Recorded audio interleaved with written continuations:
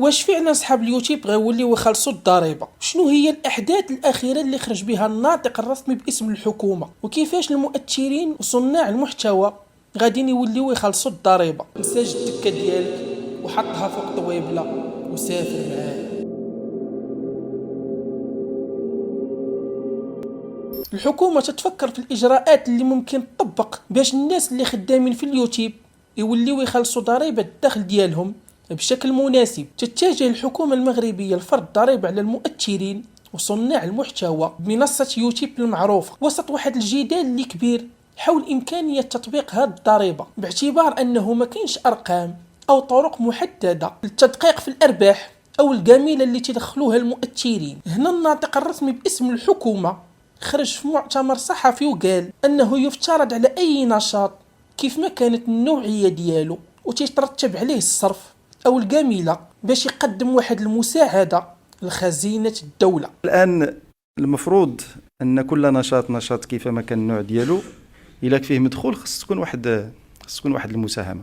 وهنا بغى يشير أنه الحكومة تستعد باش تفرض ضريبة على صناع المحتوى والمؤثرين ابن عمي. وأكد الناطق الرسمي باسم الحكومة أنه الحكومة شرعت في التفكير في الإجراءات اللي ممكن تطبق على الناس المشتغلين على اليوتيوب بشكل جدي، وباش يلقاو حل واحد أو صيغة مناسبة لإرضاء الطرفين. وقال أنه من المرتقب في الخرجات ديالو المقبلة باش يزيد يوضح هاد الضريبة على المؤثرين وشكون هما المؤثرين بالضبط أو صناع المحتوى اللي غادي يمكن لهم يخلصوها وشكون اللي غادي يتعفى منها. هذه هي هاد الإجراءات هذه الآن بدأ يعني التفكير فيها بشكل جدي.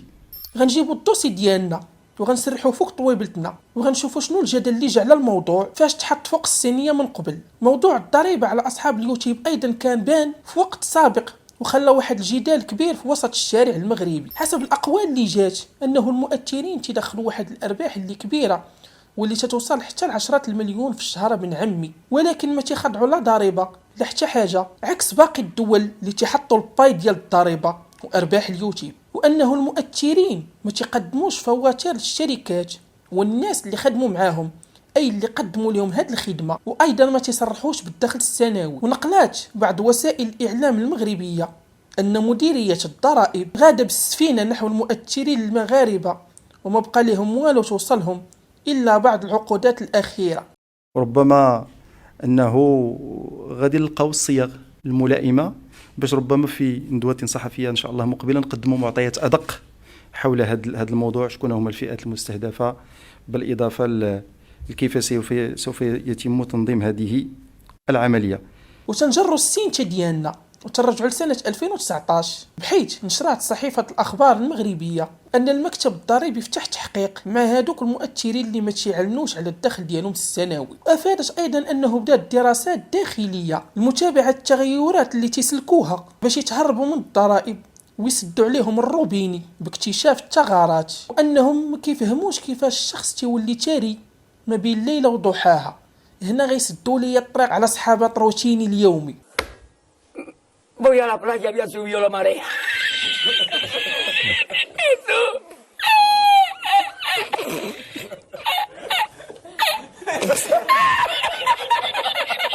Eso. Había subido la marea con triple paella.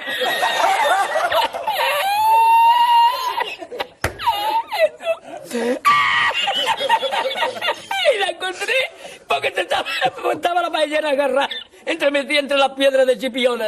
وأضافت أنه بعض المؤثرين تياخدوا الأموال بطريقة مباشرة بدون ما يدعوها في البنوك باش ما يعرفوش الدخل ديالهم وشحال تيدخلوا ومن أين لك هذا. القانون المغربي تينص على فرض الضريبة على مداخل وأرباح الأشخاص الطبيعيين والمعنيين اللي ما اختاروش الخضوع للشركات أو هاد الضريبة. وتال هنا حنا تنوصلوا لدار الضريبة وتتسالي الدكة ديالنا ونتلاقاو في موضوع آخر كان هنا.